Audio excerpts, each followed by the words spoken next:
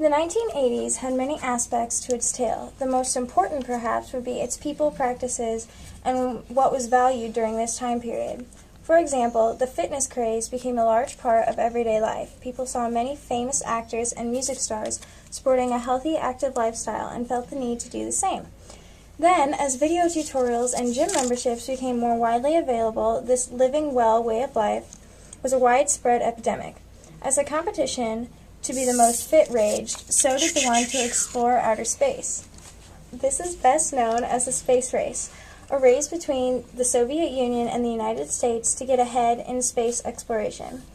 But while some were focused on getting out of the world, others worked to improve the world with environmentally friendly ideas. Recycling and conservation of energy was a growing habit in America and played a huge part in many political nominations.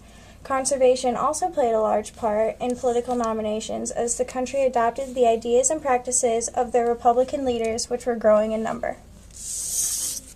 Speaking of politics, the major political icons of the time period also made an impact on the 1980s. As the President of the United States for 2 terms, Ronald Reagan had a chance to make a difference in the country and certainly gave it a good run. He introduced a plan called supply-side economics, which reduced tax rates and encouraged more spending towards military defense. A key player in his re-election after his first term was the New Right Conservation Group, who supported Reagan in his hopes of having school prayer, strong defense, and a free market economy. Following Reagan was a war between Michael Dukakis, the Democratic candidate, and George Bush, the Republican candidate. The Republican Party kept its place in office when Bush won the electoral vote in 1988. During these leaders' presidency, a lot took place in the United States. In the early 1980s, the country encountered a recession, which caused the nation's debt to go from $74 million to $221 million between 1980 and 1986. Then in 1987, the country was hit hard again with the worst stock market crash since 1929. In response to this unfortunate event, unemployment and inflation rose. This proved that Reagan's supply-side economics plan was not working and that something needed to change fast.